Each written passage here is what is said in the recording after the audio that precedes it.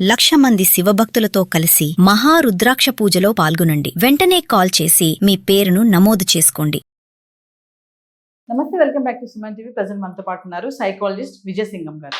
నమస్తే మేడం. నమస్తే ma'am. Madam, మన ఇండియాలో ఒక సర్వేలు తెలిసింది ఏంటంటే పెళ్లికి నో చెప్తున్నారంట యంగ్స్టర్స్ అందరు కూడా. ఒకప్పుడు పెళ్లి అంటే ఎగరికి అంతేసేవాళ్ళు. అబ్బా పెళ్లి హంగామా, షాపింగ్ అని, అదని ఇదని, చాలా 16 రోజుల పెళ్లిళ్ళు ఉండేవి. ఒక కంటిన్యూగా 4-5 రోజులు చేసుకునే పెళ్లిళ్ళు కూడా ఉన్నాయి. ఇప్పుడంటే ఒక్క రోజులో అయిపోతుందిలేండి. అలా పెళ్లికి చాలా ఇంట్రెస్ట్ గా చూపించేటటువంటి ఆ రోజుల నుంచి ఇప్పుడు పెళ్లి అంటేనే పరిగెత్తుకుంటూ వెళ్ళిపోతున్నారు. అసలు ఎందుకు యువతకి పెళ్లి పైన నిరాశక్తి ఎందుకు వస్తుంది? మరి పెళ్లికి ప్రత్యామ్నాయంగా ఏం ఆలోచిస్తున్నారు అని అంటే, మరి నిజంగా పెళ్లి చేసుకోకుండా అలానే ఉండిపోతారా, ఉండిపోవచ్చా అంటే ఒక్కసారి మేడం మరి దీని గురించి. సో డెఫినెట్ గా ఇది ఒప్పుకోదగినటువంటి విషయం ఏంటంటే, పెళ్లి అంటేనే భయపడుతున్నటువంటి యువత మనము ఒప్పుకోదగినటువంటి విషయం చూస్తున్నాం, ప్రాక్టికల్ గా చూస్తున్నాం అనమాట. అంటే ఏదో ఇంట్లో ఏంటంటే ఒక ఏజ్కి రాగానే ఇలా పెళ్ళి అని ఏదో మనం అనుకుంటాం కదా, అనుకునేటప్పటికీ వాళ్ళు దాన్ని ఖండిస్తున్నారు అన్నమాట. ఏంటి పెళ్ళి అన్నట్టుగా అనమాట. ఎందుకు అనేటువంటి మన కారణాలకు వచ్చినట్లయితే, కెరీర్ ఓరియంటెడ్గా కంప్లీట్గా తయారవడం. ఫస్ట్లీ కెరీర్ ఓరియంటెడ్గా ఎందుకు తయారవ్వాలంటే, అంతకుముందు ఏంటంటే మనం ఒక రిలేషన్షిప్లోకి వెళ్ళిపోయినప్పుడు ఒకళ్ళకి కెరీర్ ఓరియంటెడ్గా ఉంటే చాలు, ఇంకొకళ్ళు మంచిగా చూసుకుంటే ఫ్యామిలీని చాలు అని. ఇప్పుడు అలాంటి పరిస్థితి ఎక్కడా లేదు. ఎందుకంటే ఒకవేళ బై ఛాన్స్ అమ్మాయి గనక సంపాదించకుండా ఏదో అంటే నామకే వాస్తే అంటారు కదా, అలా గనక వెళ్ళినట్లయితే అక్కడ డెఫినెట్గా ఏదో ఒక రకమైనటువంటి అబ్యూజో లేకపోతే వరకట్నమో అదో ఇదో కారణంగా మళ్ళీ ఇబ్బందులు అనేవి వస్తున్నాయి అన్నమాట. ఇలాంటివన్నీ చూసినటువంటి పేరెంట్స్ అమ్మాయి కెరీర్ ఇంపార్టెంట్ అని వీళ్ళు ప్రయారిటైజ్ చేయడం, అండ్ వీళ్ళు అమ్మాయిలు ఇంకా ప్రయారిటైజ్ చేసుకోవటం. ఎందుకు అంటే ఇక్కడ ఫ్రీడమ్ అనేది తన ఇండివిజువల్గా తను చేసుకోవాల్సినటువంటి విషయాల్లో, డెసిషన్స్లో ఫైనాన్షియల్ ఫ్రీడమ్ అనేది ప్లేస్ ఇంపార్టెంట్ రోల్. కాబట్టి ఇవాళ రేపు ఒకళ్ళ గుప్పెట్లో ఉండడము, ఒకళ్ళ మోచేతి నీళ్లు తాగడము అనేది ఎవ్వరూ ఇష్టపడట్లేదు. అది పెద్దవాళ్ళ నుంచి చిన్నపిల్లల దగ్గర నుంచి. అంటే ఈ యంగ్ జనరేషన్ ఇంకెలా ఉంటారో చూడండి.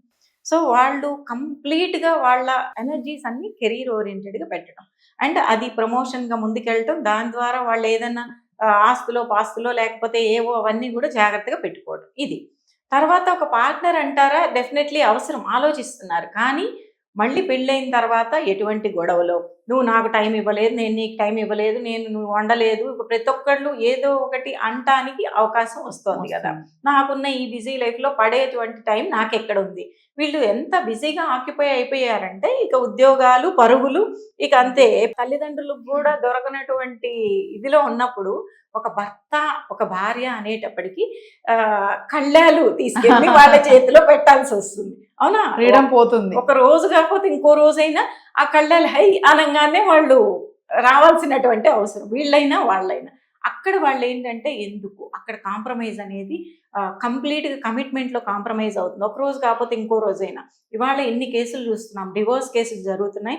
అలాగే మధ్యలో ఎక్స్ట్రా మ్యారిటల్ అఫైర్స్ అనేవి పెద్దగా తీసుకోవచ్చు మేడం, మనం అసలు మామూలుగా లేదు అది. నాకు వచ్చే కేసెస్లో చాలా వరకు కేసెస్లో అండర్లయింగ్ గా ఎక్స్ట్రా మ్యారిటల్ అనేది ఉంటూ ఉంది. ఈ ఫ్యామిలీ కానీ దీంట్లో కానీ చాలా సఫర్ అవుతున్నారు. అటు అబ్బాయిలైనా అమ్మాయిలైనా రెండు వైపులా ఈక్వల్ గా చెప్పగలను నేను. సో ఈ విధమైనటువంటి పరిస్థితుల్లో ఈ ఆమె ఎంతవరకు కమిట్మెంట్గా ఉంటుందో, ఈయన ఎంతవరకు కమిట్మెంట్గా ఉంటాడు, నేను ఎక్కడ వాళ్ళని పట్టుకొని చూసుకోవాలి కదా, ఎటు వెళ్తున్నాడు, ఏం మాట్లాడుతున్నాడు, ఏం జరుగుతుంది, ఈ విధంగా సూపర్వైజ్ చేయాలి. ఈ బాధ అంతా నాకెందుకురా బాబు. అదేదో మనకేంటంటే ఇప్పుడు లివిన్స్ వచ్చేసి ఎప్పటి నుంచో, ఇప్పుడని మనం చెప్పలేములేండి, ఎప్పటి నుంచో ఉన్నాయి లివిన్స్. ఇదంటే హ్యాపీగా లివిన్ అనేది బాగుంది, ఎవరి నీడ్స్ అనేవి మనం సాటిస్ఫై చేసుకోవచ్చు, అయిపోతుంది. మనం కాదు ఏదన్నా ఇది సంథింగ్ మనకి ఏదన్నా ఏంటంటే వాళ్ళు డామినేటింగ్ గా ఉన్నారంటే bye will see another partner అన్నట్టు ఉంది కదా అవకాశం. అది చాలా ఈజీగా ఫీల్ అవుతున్నారు అన్నమాట. లివిన్ కాకపోయినా కూడా ఇట్స్ ఏ కైండ్ ఆఫ్ ఈజీగా బెస్ట్ ఫ్రెండ్స్ లాగా ఉండడము, ట్రావెల్ అవ్వడము, లివిన్ అనే పేరు పెట్టుకోకుండా కూడా బెస్ట్ ఫ్రెండ్స్ లా ట్రావెల్ అవ్వటం, అవసరమైతే ఫ్రెండ్షిప్ ని లవ్ గా లేకపోతే ఫ్రెండ్షిప్ ని నీడ్ బేస్డ్ రిలేషన్షిప్ గా తీసుకెళ్ళటం కూడా ట్రెండ్స్ గా మారిపోయినాయి అన్నమాట. ఇప్పుడు ఈ లివిన్ అని కూడా ఏం చెప్పుకోవట్లేదు, బెస్ట్ ఫ్రెండ్ అని చెప్పుకుంటున్నారు. అది ఎట్లయినా వాడుకోవచ్చు అనమాట. దాన్ని మనం బెస్ట్ ఫ్రెండ్ గానే ఉంచుకోవచ్చు, తర్వాత ఇంకే విధంగా కావాలన్నా కన్వర్ట్ చేసుకోవచ్చు. ఇక్కడ తర్వాత ఫ్యామిలీగా ఉండాలి అనేటువంటిది వాళ్ళకి అర్థమవుతుంది. కమిట్మెంట్ ఉండాలి, నాకు ఫ్యామిలీ ఉండాలి, పిల్లలు ఉండాలి అప్పుడే ఉంటుంది ఒక విలువ, లేకపోతే who I can rely on at my end age అనేది కూడా వాళ్ళకి అర్థమవుతూ ఉంది. కానీ ఇప్పుడు గనక నా ఎనర్జీస్, నా లైఫ్ టైము, నా స్పేస్ గనక నేను పెళ్లి ద్వారా ఒక పర్సన్ ద్వారా ఇస్తే అది ఎంతవరకు సక్సెస్ఫుల్ అవుతుంది అనే దాంట్లో క్వశ్చన్ మార్క్స్ వేసుకునేటువంటి యువత చాలా ఉన్నారు. సక్సెస్ రేట్ ఆఫ్ మ్యారేజ్ అనేది చాలా తక్కువగా ఉంది ఇప్పుడు వాళ్ళు చూసుకున్నట్లయితే. అంటే చూసేటువంటి వాళ్ళ నైబర్స్ కావచ్చు, సంథింగ్ ఏదన్నా, ఇంకా వాళ్ళ ఇళ్లల్లో వాళ్ళు పేరెంట్స్ కనుక కొట్టుకోటాలు, అరుచుకోటాలు ఇది జరుగుతున్నా కానీ ఇక దే ఆర్ డిసైడింగ్ దట్ ఎందుకు ఆల్రెడీ 30 ఏళ్ళు దొర్లిచ్చేస్తున్నారు. ఈ కారణంగా చూసుకుందాం చేసుకుందామో లేదు అని 30 ఏళ్ల తర్వాత ఏం నిర్ణయించుకుంటున్నారంటే ఇంకెందుకబ్బా, ఏదో జరిగిపోతుంది కదా, వెళ్ళిపోతే అయిపోతుంది, ఇంకెప్పుడు 50 ఏళ్లలో కూడా మనం పెళ్లిళ్ళు చేసుకోవచ్చు. మీరు చూస్తున్నారు కదా, 50-55 అప్పుడు కూడా పెళ్లి చేసుకోవచ్చు. అప్పుడు అంతా బాగా మెచ్యూర్డ్గా ఉంటాం కదా, ఎవరి తప్పులు వాళ్ళకి అన్నీ తెలిసిపోతాయి, ఎవరు అడిగేది ఉండదు, ఏమీ ఉండదు.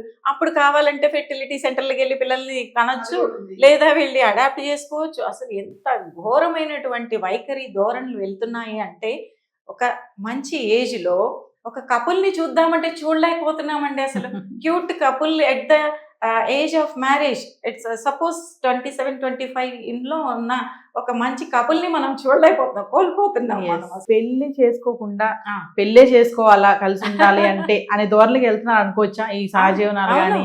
ఇప్పుడు చాలా వచ్చేసాయి. ఒకటేంటి మీరు అన్నారు కదా, పెళ్ళే అవసరం లేదు అని అనుకుంటున్నారంటారా యూత్? పెళ్ళే అవసరం లేదు, పిల్లలు పుట్టడానికి కూడా భర్త అవసరం లేదు అనేటువంటి దాంట్లో కూడా ఇప్పుడు ఎందుకంటే IVF బేబీస్ అవి వచ్చేసాయి కాబట్టి జస్ట్ డోనర్ ఉంటే చాలు అనేటువంటి పరిస్థితులు కూడా ఉన్నాయి.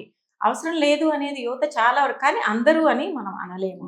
ఎందుకంటే మంచి స్ట్రక్చర్డ్ ఫ్యామిలీలో ఉన్నవాళ్ళు అండ్ ఆ తరతరాలు చూసిన వాళ్ళు, అమ్మమ్మలు, తాతమ్మలు అండ్ వీళ్ళంతా చూస్తారు కదా ఆ రిలేషన్ ఏంటి, పైకి ఏ వచ్చినా ఏది ఉన్నా కానీ డౌన్ టు ఎర్త్ మనల్ని ఎవరు అర్థం చేసుకుంటారు. మనం ఎంత ఎగిరెగిరి పడినా మళ్ళీ వచ్చి ల్యాండ్ అవ్వడానికి ఒక కుటుంబమే కదా, ఒక తల్లిదండ్రి, ఒక పిల్లలు, ఇది ఒక నానమ్మ తాత, అమ్మమ్మ తాత, ఇది చూసిన పిల్లలు వాళ్ళు ఎన్ని అవాంతరాలు చూసినా కూడా పర్లేదు, నేను మళ్ళీ మ్యారిటల్ రిలేషన్షిప్కి వెళ్తాననే దాంట్లో ఉన్నారు డెఫినెట్లీ. ఆ పర్సంటేజ్ మనం మాట్లాడుకుంటున్నట్టు పర్సంటేజ్ ఏంటి అంటే వాళ్ళు కలవరపడే బ్యాచ్ అనమాట. ఎక్కువగా వాళ్ళ మీద వాళ్ళకు కూడా కాన్ఫిడెన్స్ లేనటువంటి బ్యాచ్, అండ్ ఎదుటి వాళ్ళ మీద ట్రస్ట్ చేయాలంటే దానికి వాళ్ళు చాలా వరకు ఓపెన్గా లేనట్టు అనమాట.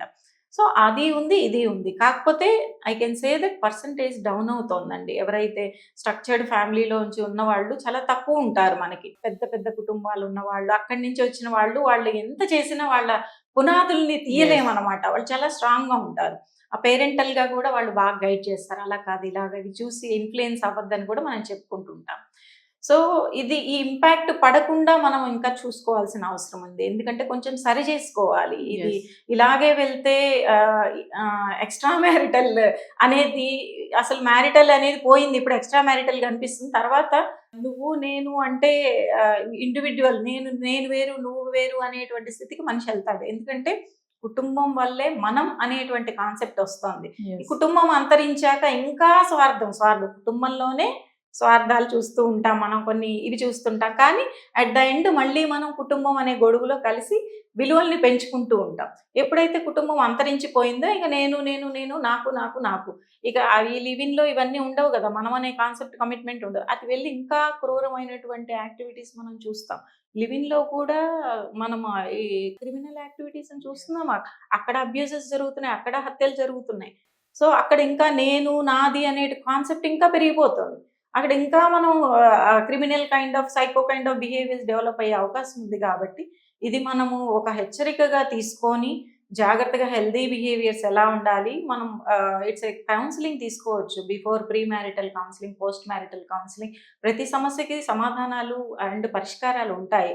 ఒక సమస్య ఉంది అంటే దాంట్లోకి నేను అడుగు పెట్టను, అసలు ఆ దశే వద్దు, ఆ ఫేజే వద్దు అంటే మనమే కోల్పోతాం, లేదా సమాజానికి కూడా మనం ఒక లోటుగా చూపిస్తాం.